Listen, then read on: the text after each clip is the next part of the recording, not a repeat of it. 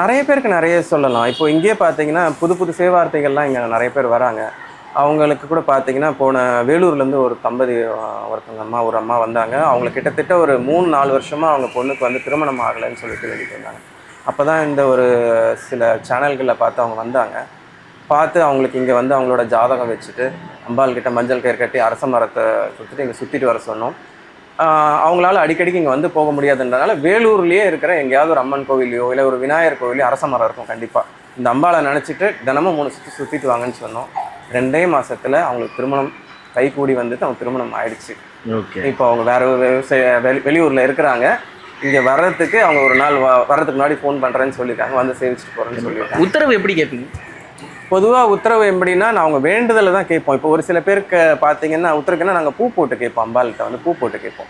இப்போது எப்படி சொல்கிறதுன்னா, ஒரு சிம்பிளாக சொல்லணும்னா, ஒருத்தர் வந்து ஒரு இடம் வாங்கலான்னு நம்ம முடிவு பண்ணுறீங்கன்னு வச்சுங்களேன். அந்த இடம் வாங்குறது வந்து உங்களுக்கே வந்து ஒரு குழப்பமான நிலை இருக்கும். இது வாங்கலாமா வேண்டாம், ஆனால் உங்களுக்கு தோணும் இது நம்ம வாங்கிடலான்னு தோணும். ஒரு சில பேர் என்ன சொல்லுவாங்கன்னா, கூட இருக்கவங்க இதை வாங்க வேண்டாம், இதில் இந்த பிரச்சனை இருக்கும் அந்த பிரச்சனை இருக்கும், உங்களே ஒரு குழப்ப நிலைக்கு தள்ளிடுவாங்க. நம்ம வாங்கலாமா வேண்டாம்ன்றது. அப்போ அந்த மாதிரி நேரத்தில் இங்கே வரும்போது என்னென்னா, அம்பாள் கிட்ட நாங்கள் பூ போட்டு உத்தரவு கேட்போம். இது பண்ணலாமா வேண்டாமா அப்படின்றது அது அம்பாள் தெளிவாக உத்தரவு கொடுப்பாங்க. அந்த மாதிரி செஞ்சவங்களே இப்போ நிறைய பேர் நல்லா இருக்காங்க. அதை நான் சொல்கிறேனே, கேட்கறது மட்டும் இல்லை, கேட்காதேமே அவள் கொடுப்போம். கல்யாணம் ஆயிடுச்சுன்னா 10வது மாதம் தானா குழந்தை. நீங்கள் கேட்கவே வேண்டாம், அவகிட்ட அப்படியே பக்தியோடு வந்து நின்னாலே. இப்போ கதை சொல்கிறேனே, காற்று நம்ம பார்க்க முடியாது, ஃபீல் தான் பண்ணுறோம் ஐயா. அந்த மாதிரி இந்த அம்பாளை வந்து நீங்கள் பார்த்தாலே போகிறோம். நீங்கள் நின்னாலே நீங்கள் என்னத்துக்கு வந்து நிற்கிறீங்கன்றது அவளுக்கு தெரியும். நீங்கள் இப்போ கிளம்புறதுக்குள்ளே உங்களுக்கு அது ரிசல்ட் கொடுத்துருவாவும்.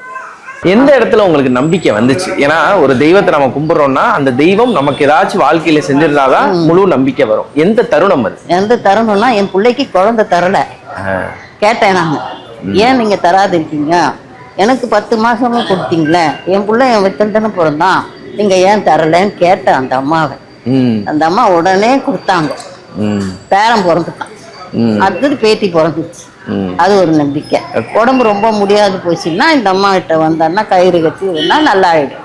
ஓகே, அது ஒரு நம்பிக்கை எனக்கு. சில பல கோரிக்கைகள் வச்சு அந்த கோரிக்கைகளை கொடுத்தாங்க. உதாரணத்துக்கு இப்போ ஒரு என்னோட வீடு விற்கப்பட்டது, சில பல குடும்ப பிரச்சனை விற்கப்பட்டது.